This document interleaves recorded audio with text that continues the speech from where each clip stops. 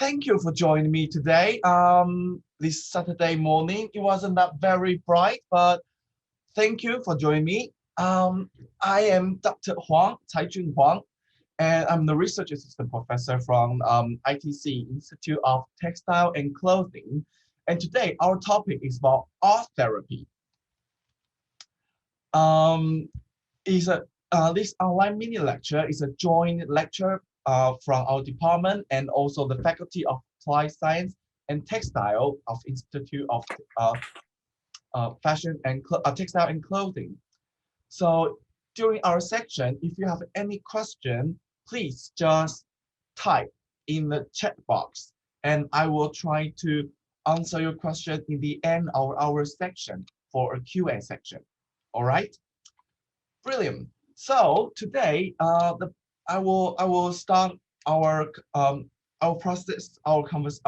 presentation from our background, from my background, and to tell you what is art therapy, and the category of art therapy, and what does art therapy focus on, and what is its target audience, and the benefit of doing art therapy, and also the advantage of doing art therapy. So I assume that every one of you in the room are interested in art and design. Am I correct? I hope you guys are interested in art and design, right? So if that is the case, I have to say, I think PolyU in Hong Kong is the best place for you to come. So one day I might see you here. Anyway, to give you guys a very brief background of myself. I would say I'm myself a material player with a costume design background, and I acquired my PhD degree from the Royal College of Art, London. And my topic is about exploring the potential of pleats and pleating through the lens of textile thinking. Have any one of you heard about Royal College of Art? If you have heard about it, can you just type yes or raise your hand in the chat box? Have you ever heard about Royal College of Art? No one? Okay, well, Royal College of Art, we call it RCA, is actually the ranking #1 art and design institute in the world for 7 years, from 2015 to this year. So if you're interested in doing art and design, I highly recommend you to go to this institution. But our institution only offer postgraduate study. So still, in BA, you are welcome to come to PolyU. Then for your postgraduate, you can go to RCA for your further study. Anyway, in my undergrads in Taiwan, I'm a Taiwanese, so我係台灣人, but my Cantonese is so poor, so I have to deliver my talk in English. In Taiwan, back in 2004 and 2005, between 2004 and 2008, I majored in drama and theater. So my work mainly stay in theater and also in the TV show. So I designed this costume for these famous art singers, Guo Caijie. I don't know whether you heard about it or not. And let's see this trailer for this show.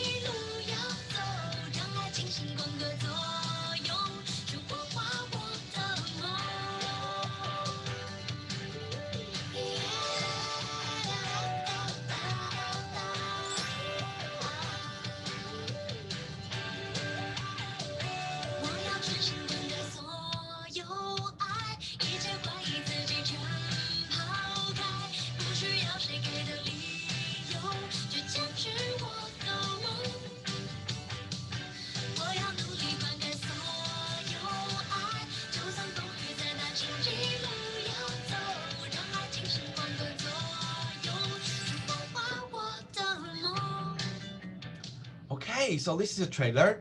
I'm assuming you guys can hear the music, right? Can I get some response from you in the chat box? Good. Well, this technical issue is always the problem, but if you can hear it, I'm very glad. So when I did the design in the past, when in the drama and theater for costume, it's always like you need to design based on the character. So you can see in the trailer, you have two ladies, one chase for love and the other one chase for capitalism. So for the one who chase for love, the character looks like very fairy. The color is very pinky, but the one chase for materialism, she got these very noble color, dark purple. And also when I give the details for the design, you can see the coin on the headpiece. And the one for love, I have the Adam's apple. So you can see from the silhouette, the looks similar, but the detailing is different. So that's how I design for character. But when I started my PhD research in the RCA, I somehow developed this interest in pleats, the repetitive pattern, the folding structure, and I start to design based on concept rather than character. So you can see this work in London in 2005. I designed a collection for fashion, and it's based on repetitive cut pattern. And also in 2017, I designed for an art festival in Hull. And the benefit of doing or advantage doing art and design in the West is like we have no boundary. Since I design a lot of clothes with fabric, the artist asked me to design clothes with paper. So I designed this paper costume for people in the art festival. And I create this pattern, just one fold, but with different way of wearing it. So you have this one fold, but you have thousands way of wearing this art piece. And my final work in my PhD is about technology. So I use 3D printing to design these costumes for these traditional Beijing opera. I don't know whether you can guess what type of show it is. What's the show? Can anyone tell? Okay, it's a Farewell My Concubine. So it's 霸王别姬, and this is the trailer of my work.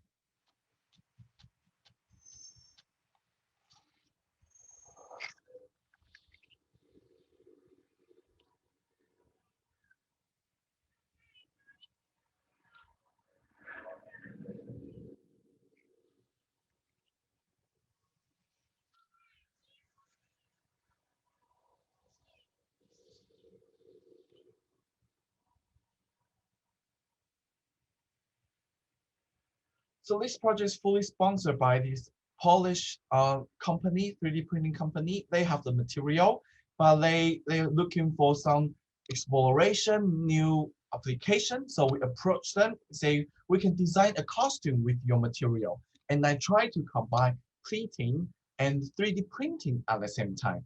So we will say it's the first 3D printing costume for pleating in the world. And this work has been exhibited in the National Museum of China in Beijing in 2019, and also in the Reset Forum in Barcelona in 2018. So my work spanned across from art to design, and also I exhibited a lot of design work also in Beijing and also in London or in America. But today, this is kind of like very short and brief of the summary of my work. But today is about art and therapy. So let's talk about art first. This is a very famous painting by Vincent Van Gogh. I guess you guys have definitely seen this picture or this painting before. It's called Starry Night. it's a huge painting. You can see that it's 74 centimeters by 92 centimeters. It's oil paint, and it's not from 1889. So it's nearly once like 130 years ago, but it still influenced our art movement now. And from this painting, can anyone tell me how you feel? Do you have any emotion from this painting? What kind of emotion you have from this painting? Do you feel sad or do you feel anxious?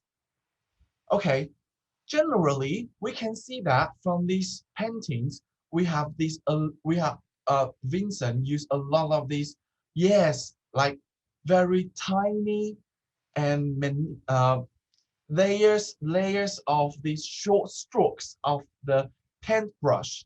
It kind of tell an an emotion of an anxious anxiety. Okay, next painting I would like to show you is this one. It's called Scream by Edward Monk, and it's oil and pastel and crayon on the oil paint. From this painting, we can also see what kind of emotion from it. It's very discreet and very controlled and very constrained. You can't express yourself because Edward Monk, this painting is from, guess which country he's from? It's from Nordic country. It's from Norway. So you can imagine from that country, maybe 10 months or 9 months of the year were really cold, and maybe 9 months of the day is the day like this in Hong Kong today, very gloomy. So artists have this very, constrained and very depressed emotion, and he used this medium, painting, to express his very anxious anxiety.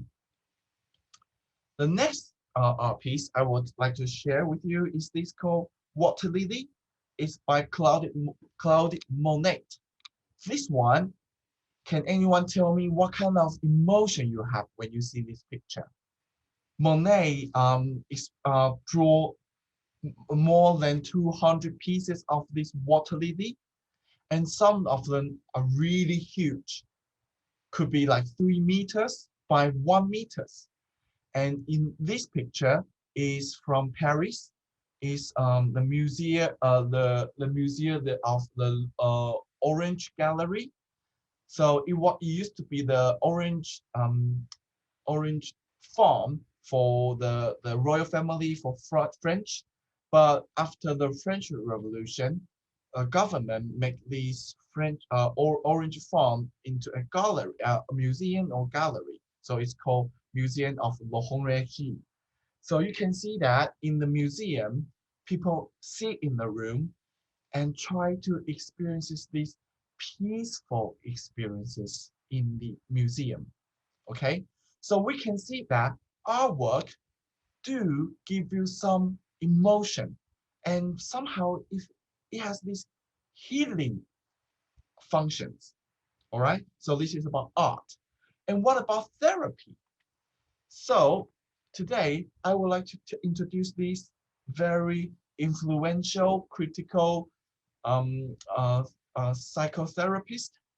His name is Simone Freud. We all know he's very famous, right?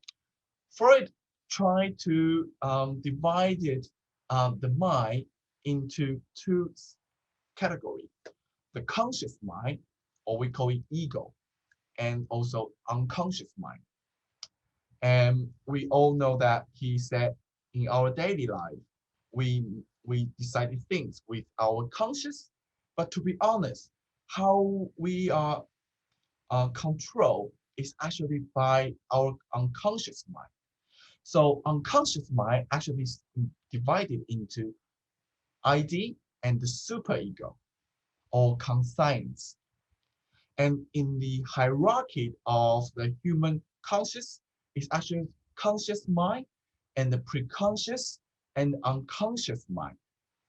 So significant psychic events actually take place below the surface. Is actually in the unconscious mind. Okay, let me give you a picture to give you a clear structure of these three parts. So he says that our conscious can be divided into three parts: conscious mind, preconscious, and unconscious. And the majority of our mind event actually take place under these preconscious and the unconscious. So sometimes you will think, yes, after this talk, I want to go to maybe um, Yamcha, Yamcha for my lunch. But to be honest, do you think you deliberately decided you want to have Yamcha or dim sum, or actually you were influenced by some unconscious? Maybe it's a movie you watched last night, or maybe it's a talk you have friends in this morning. So this dim sum idea is embedded in your mind, and you just thinking, yeah, maybe I will have dim sum later. You thought you decided you wanted to be Yamcha, but actually it was unconscious decided by your unconscious or by your superego or by your ID. So that's very interesting. And the idea is, how can we discover, or how do we reveal this unconscious mind? I would say art as an expression to release or reveal your emotion unconsciously, including negative emotion or some positive emotion. Art is a perfect medium as a therapy method to reveal what is hidden in your heart. Okay, so what is art therapy? Okay, let's trace back to the history. In 1940, Adrian Hill, he is actually an artist, and he's also actually graduated from Royal College of Art. So I would say he's my 师兄. Okay, he says that art has the power releasing the creative energy, and it can build up a strong defense against people's misfortune, to those patients who have this disease. So he released this book called Art versus Illness. And together with his colleague, Edward Anderson, who is the father of art therapy in Britain, they built this British Association of Art Therapists. That's the beginning of the art therapy in Britain or in the UK. And in the United States, we rely on this lady, Margaret Nomberg. She's the nurse, and she believes art expression becomes a form of symbolic speech, which leads to an increase in verbalization in the course of the therapy. So from 1940, beginning from the UK and the States, art therapy become important in the National Health Service system. But we need to be careful not to be confused with art therapy, which includes other creative therapies such as drama therapy and music therapy. So what are drama therapy and the music therapy?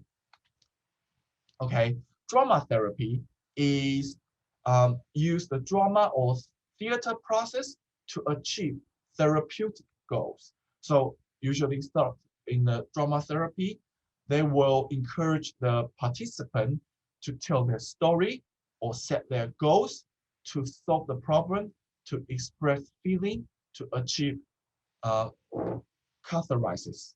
So it's more like using theater method, theatrical method to heal the wound in their heart. For example, telling the story or acting to express the trauma. Okay, in terms of music therapy, they like to use musical environment in intervention to improve clients' quality of life. So they could encourage participants to improvise music or recreate music or compose music or just simply receive music or listen music or discuss of the music to feel a peace, kind of peaceful condition or kind of heal their mind. So that's music therapy. In terms of art therapy, we can categorize into three types. So the first one is analytical art therapy, and the second one is art therapy. The last one is art psychotherapy. So what is analytical art therapy? Okay, this is the first one. They focus on the clients, the therapist, and the ideas that try to exchange between these two through the art practice. So it's more like how the client or the patient and the therapist, they exchange their ideas through art. And it's the ideas the focus of is their focus. Okay, the second one is the art therapy. This approach focuses more on the psychotherapist and their analysis of their client's artwork verbally. So this is very straightforward.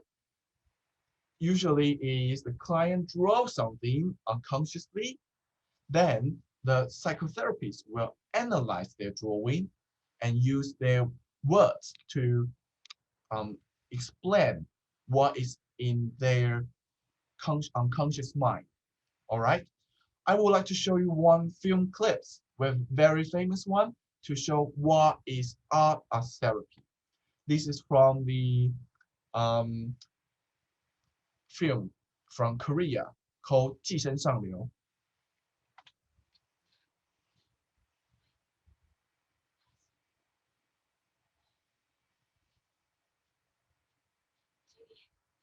벌써 끝내셨나 봐요.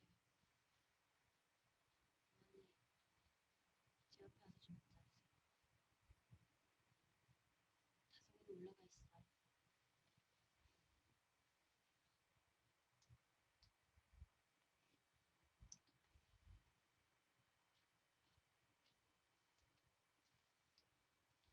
다솜이가 좀 전에 그런 건데요. 네. 저 어머니랑 둘이서만 얘기 나누고 싶어요. 아직 이분은 우리 자리 좀 비켜줘.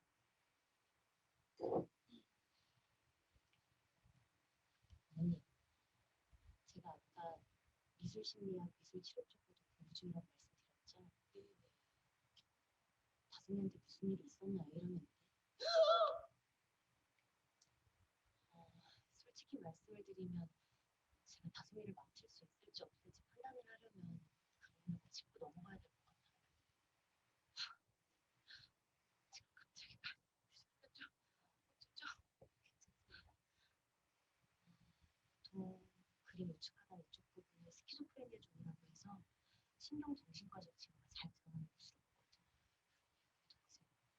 독특한 형태로 그려놨죠, 다솜이가. 네. 저거 똑같은 거. 저것도 그거죠? 아, 네, 맞습니다. 같은 종의 비슷한 형태. 지금 보이시죠? 나는 저 다솜이 그리고 밥 먹을 때마다 매일 가는 색깔 아무것도 모르고 그죠? 진정하세요. 침착하지. 이게 다 다솜이 마음속 블랙박스입니다. 그 검은 상자에 저한테 열고 싶습니다. 그러면 월, 화, 목, 금, 주 4월에 2시간씩 수업 필요하고요. 이게 단순한 과외 수업이 아니고 미술치료 개념이잖아요. 그렇죠? 그렇기 때문에 저의 급여가 상당히 높을 수 있는 직장. 괜찮으시나요? 제가 더 감사합니다.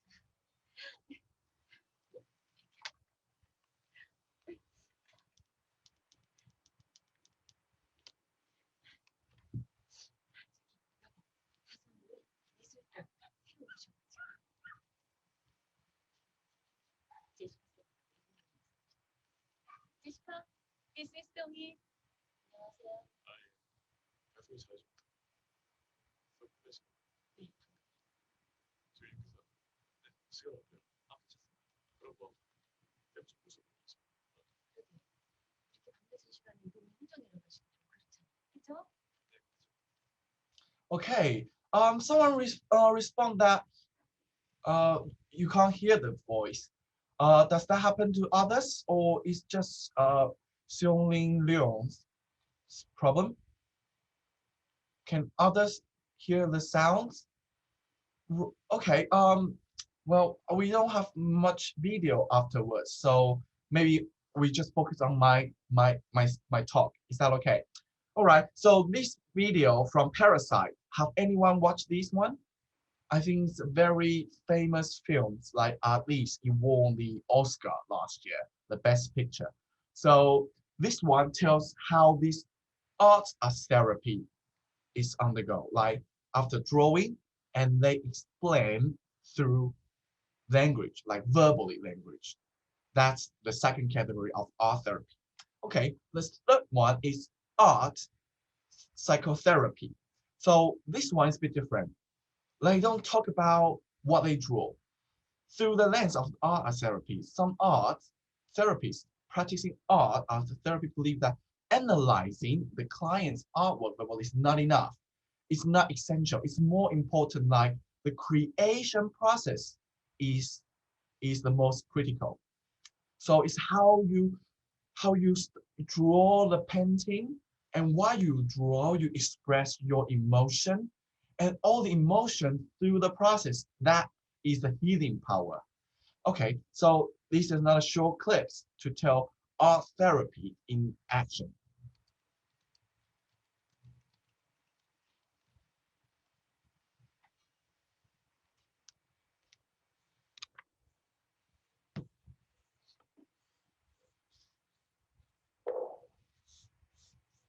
Bringing up a lot of feelings. Susan has a strong emotional reaction to the process, which is part of our goal in expressive arts therapy. She is using her non-dominant hand, which is one part of losing control of the situation and engaging in the process. Tears come up around her perfectionist self, her judgments of herself, and she can go more deeply into this as the process continues. Yeah, the colors are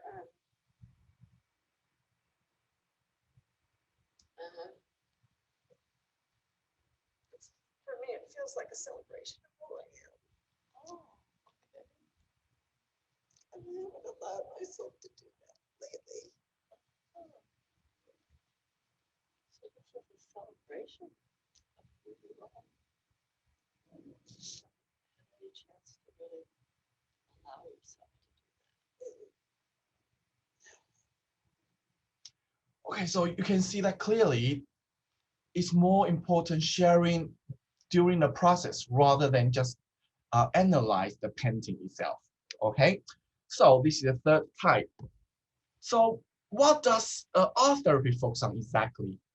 May we know? Okay, it's actually the process and the analysis rather than the aesthetics of the work. So when we do art therapy, we don't see, oh, how beautiful the painting is. No, that's not our focus. Our focus is on how you've been healed, or how you've been discovered through this process. All right, that's art therapy. Okay, so the target audience for art therapy could be people with mental issue. That's apparently the first category, or children with some learning difficulties and development delay. This is why it's so good, because art therapy, they focus not on language. It's just very rely on the creative force. It can be painting or it can be making. So children who doesn't know how to speak or through express themselves fluently through verbal words, they can use this way to express themselves. And also people with special needs, or people need rehabilitation, or some sportive treatment, or even general public. Nowadays, we know a lot of people look for counseling for mental issue like, you can't sleep well or super stressed under this life. So maybe even general public, they can take this art therapy. So the benefit is reduce the stress and anxiety and reduce depression and stimulate mental function and improve your self-esteem. Like the ladies in the clips, she feels the drawing is a celebration. So it kind of boosts up her self-esteem and it could provide a creative release. So the advantage is like, as I say, it's a non-verbal communication. So some people with development delay or lost their linguistic function, for example, after maybe the car crash, they can't speak or they can't even express themselves through writing. So even toddler, they can accept the art therapy. So the expression is mainly focused on image as a way of thinking. So it's even wider than just through words. So it can reveal the real content from the subconscious.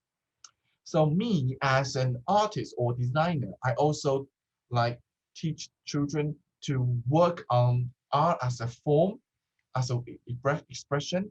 So I help them to pleat, to learn how to fold paper, and to pleat the fabric. Okay, is that right? Hooray! This good? Which one you want? Yes! Very good. Okay, so this is yours. Okay. Now, you just see the red line and the green line. And you do two ideas. The red line, all this. So after this drop-in section, the children and mom, the child and mom, they know nothing about paper folding and not let alone pleating. So, but through this very quick section, they fold the paper kind of like meditatively, and also pleat the fabric meditatively. Try to have some communication with me and between parents and children. And finally, they pleat this fabric and they frame the fabric and send a photo back to me. So that's how I kind of helped general public or children to undergo this art therapeutic process. So this is about art therapy. And in terms of ITC in PolyU, we run in this fashion textile program. It's a 4 years program and also 2 years for senior year applicants. And it's a program for 123 degree credits. And you can see in the picture, that's our catwalk show every roughly every June or July. So currently our final year student working on their final year projects. And our program offer 3 specialisms, mainly in technology. So technology in knitwear design and also design for general fashion design and intimate apparel and active wear, and also retail in marketing in fashion industry. So we have these 3 specialism fully cover 3 specialism in fashion textile, technology, design, and retail and marketing. And in our department, students have a lot of learning. We sometimes visit factory, and we all know Hong Kong used to be the hub, and now still the hub for retail and fashion in the Southeast Asia, and we are the gate to the west. And we are very close to the factory in Southern China. So before the pandemic, we quite often host these factory visit to Shenzhen and Guangdong. And also we have very strong exchange program to the Western uh, school. For example, London Culture Fashion, or Parsons in New York, or FIT in New York as well. So if you come to our program, you will spend 1 term or even 2 terms in New York or London. And also we provide very strong internship program because we have a lot of alumni working in the industry, and they really want to help their uh, uh, 师弟师妹 in the program. So they are very happy to take the interns. So if you come to our program in the summertime or in the winter time, you can take the internship program, and to guarantee after you graduate, you can get in the job market seamlessly. So does people have some wonder, like people thinking like, oh, if I do fashion design, will it be difficult for me to get in the job market? I guess that's what caused a lot of worry for your parents, right? People were thinking, doing fashion design, what kind of job I can do? Can I only be designer? To be honest, that's not the only job you can do. If you study fashion design or textile design, especially in our program, because we provide fashion marketing and technology, you could not only just be fashion design, it can be merchandising, and okay, you can work in the fashion retail or other job, for example, management team or some luxury brand manager or some fashion illustration or fashion stylist or even fashion education. Like me, I never thought that I will be a fashion like professor in fashion department. But as I study in fashion design in the past, I slowly calibrate my direction into fashion education. So fashion design not just about fashion designer. It could be all different type of work in the fashion industry. So if you want to know more about our department, you can try to follow us on Instagram, PolyUITC, or PolyU Fashion on Facebook, or PolyUITC on YouTube. So this is our talk today, and I'll be really grateful if you can fill in the form, this online form for me, to give me some thoughts about how you talk about or how you think about my speech today and what you gain from this speech today. And if you have any question, you are welcome to type in the chat box. It can be something related to the art therapy. I can respond to you now, or anything related to my program, fashion ITC in PolyU. I'm very happy to respond. Any question to our talk today? Or you have some question about me, you can ask as well. Okay, well, thank you for coming to this mini lecture. I'm very happy to meet you. If you have no question, then that will be our section today. Next week, the same time next week, my colleague from um, fashion retail specialism would like to give you guys another talk on fast fashion, slow fashion, and green fashion to talk about what is the fashion scenario these days, how fast fashion affects us. So if you like to know more, please tune in. But please click this link and try to fill the evaluation form for me. All right? Any more questions toward our talk today? Okay, is it possible that the drawings made is just a type of their style, but not what they feel? Like there's no problem with their mental health. Okay, Ke Jia-in, thank you for your question. It's a very good one.